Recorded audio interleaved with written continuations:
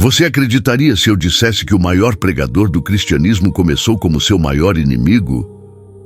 Antes de ser Paulo, ele era conhecido como Saulo de Tarso, um homem temido, respeitado e odiado pelos seguidores de Jesus. Enquanto os primeiros cristãos se reuniam escondidos, Saulo fazia o oposto. Os caçava, os prendia, os via morrer e acreditava estar servindo a Deus. Seu coração era duro como pedra. Sua fé era movida por ódio. Ele via os seguidores de Cristo como uma ameaça, uma seita perigosa que precisava ser apagada da face da terra. E quanto mais ele acreditava estar certo, mais mergulhava na escuridão da intolerância. Até que um dia, em uma viagem para Damasco, o céu decidiu intervir. Uma luz mais forte que o sol o cercou. Ele caiu no chão, e uma voz ecoou dentro de sua alma. Saulo, Saulo, por que me persegues? Aquele momento não foi apenas o fim de uma perseguição. Foi o início de uma revolução espiritual. Porque às vezes, Deus precisa nos cegar para que finalmente possamos enxergar. Saulo estava no chão, ofuscado por uma luz impossível de descrever. Seus olhos físicos se fecharam, mas pela primeira vez, sua alma começou a abrir-se. A voz que vinha do alto continuou: Eu sou Jesus, a quem tu persegues. Levanta-te e entra na cidade, e lá te será dito o que deves fazer. Os homens que estavam com ele ficaram em silêncio, assustados. Eles ouviam o som, mas não viam ninguém. Quando tentaram ajudá-lo a levantar, perceberam: Saulo estava cego. Aquele homem poderoso, temido e cheio de autoridade, agora dependia de outros para ser guiado. Durante 3 dias, ele ficou sem ver, sem comer e sem beber. 3 dias de escuridão, arrependimento e silêncio. Cada lembrança das pessoas que prendeu, dos cristãos que condenou, o assombrava. Talvez pela primeira vez, ele sentiu o peso do que havia feito. Mas o que ele não sabia é que, enquanto vivia seus dias de trevas, Deus já estava preparando alguém para ser instrumento da sua cura. Porque nenhuma cegueira é permanente quando o propósito de Deus é maior que o nosso erro. Em outro lugar da cidade, Deus falou com um homem chamado Ananias, um discípulo fiel. O Senhor disse: Vá à rua, chamada direita, e procure Saulo de Tarso, pois ele está orando. Ananias ficou em choque. Senhor, eu ouvi falar desse homem. Ele tem autoridade para prender os que creem no teu nome. Mas Deus respondeu: Vá, porque este homem é um instrumento escolhido para levar o meu nome aos gentios, aos reis e aos filhos de Israel. Mesmo com medo, Ananias obedeceu. Ao entrar na casa, viu Saulo de joelhos, cego e abatido. Aproximou-se, colocou as mãos sobre ele e disse: Irmão Saulo, o Senhor Jesus, que te apareceu no caminho, me enviou para que recuperes a vista e fiques cheio do Espírito Santo. No mesmo instante, algo como escamas caiu dos olhos de Saulo, e ele voltou a ver.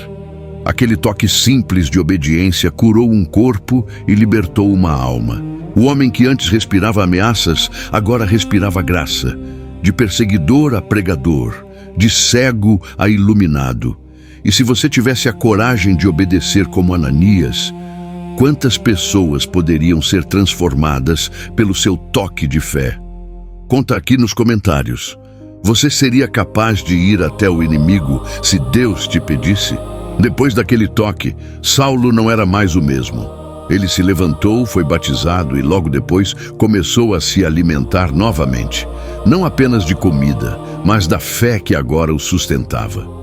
O homem que antes buscava destruir o nome de Jesus começou a proclamá-lo nas sinagogas. As pessoas ficavam confusas, assustadas. Esse não é o mesmo que perseguia os que invocavam o nome de Cristo? Sim, era ele. Mas agora havia algo diferente em seus olhos, um brilho que não vinha da razão, mas da revelação. E o nome Saulo, símbolo de perseguição, começou a dar lugar a Paulo, o nome que marcaria a história do cristianismo. Ele falava com autoridade, com paixão, com a força de quem havia provado a graça e sido transformado por ela. Mas quanto mais pregava, mais enfrentava desconfiança e rejeição, até mesmo dos discípulos, porque a mudança é poderosa, mas nem sempre é aceita de imediato. Ainda assim, Paulo seguiu firme. Ele não precisava mais de aprovação, apenas de propósito. Paulo partiu de Damasco com um novo fogo no coração. A voz que antes o condenava, agora o enviava. Ele começou a pregar em todas as cidades que passava, falando sobre aquele que transformou sua vida, Jesus. Mas a mesma intensidade com que pregava atraía ódio e resistência. Os judeus que antes o apoiavam, agora o queriam morto. As autoridades o perseguiam. E mais de uma vez ele precisou fugir escondido, até dentro de um cesto, descendo por uma muralha à noite para escapar com vida. Paulo entendia na pele o peso de seguir um chamado que poucos compreendiam. Mas também sabia: quem foi alcançado pela graça não consegue mais viver em silêncio. Mesmo sem prestígio, sem conforto e sem garantias, ele seguia em frente. Porque o que antes era fanatismo se transformara em fé. E o que antes era poder, agora era entrega. Ele havia deixado tudo para trás: status, segurança e até o nome que um dia representou sua glória. Paulo não queria ser lembrado como o grande, mas como o servo.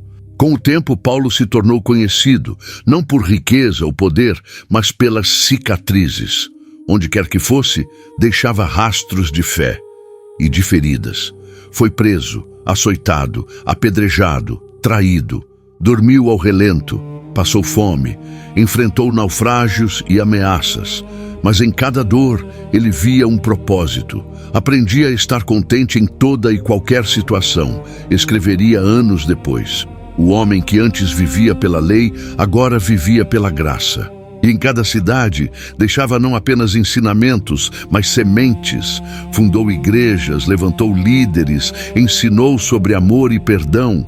Mas o que mais o impressionava não era o sofrimento, era a presença. Mesmo nas prisões, sentia-se livre. Mesmo acorrentado, sentia paz. Porque Paulo descobriu que a verdadeira liberdade não depende das circunstâncias, mas de quem habita dentro de você. E você está disposto a pagar o preço do seu propósito? Escreve aqui nos comentários o que te mantém firme quando tudo parece desabar. Preso, limitado e injustiçado, qualquer outro homem teria desistido, mas Paulo via as correntes como canetas nas mãos de Deus. Da prisão, ele começou a escrever. Cada carta era um grito de fé, um lembrete de esperança, um abraço à distância para os irmãos que também sofriam.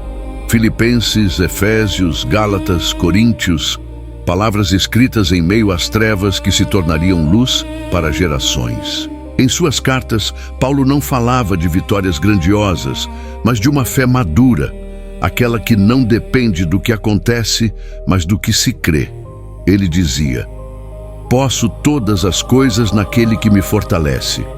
E também: combati o bom combate, acabei a carreira, guardei a fé. As prisões que deveriam calar sua voz acabaram amplificando sua mensagem. E pouco a pouco, o perseguidor se tornou o maior exemplo de perseverança, porque os muros que o cercavam nunca foram capazes de prender sua alma. Os anos se passaram. O corpo de Paulo já não tinha a mesma força, mas seu espírito, esse continuava ardendo. Preso em Roma, aguardava o julgamento que todos sabiam qual seria: a morte.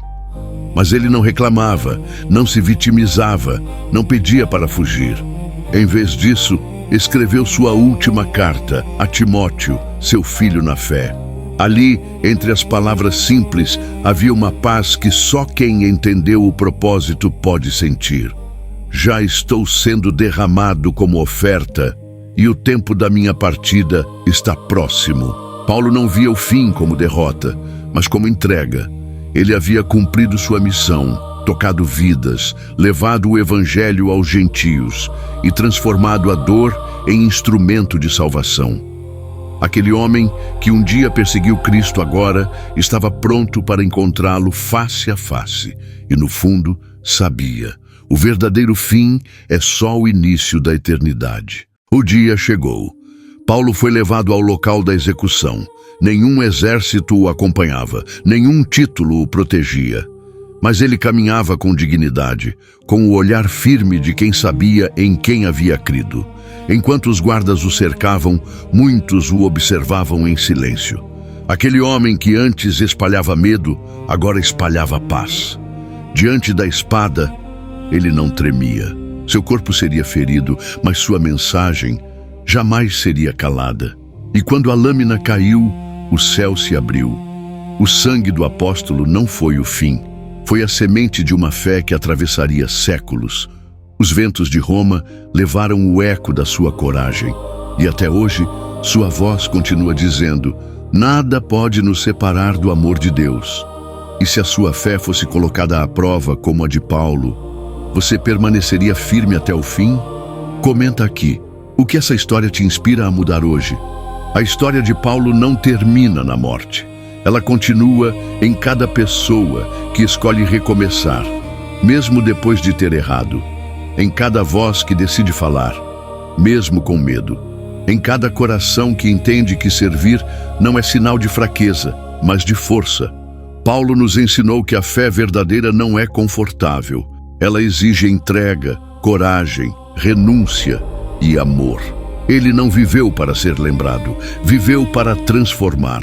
E é por isso que, mais de 2000 anos depois, o seu nome ainda é sinônimo de fé inabalável, porque o poder de Deus se aperfeiçoa justamente na fraqueza. E aquele que um dia foi inimigo da cruz se tornou um dos maiores mensageiros dela.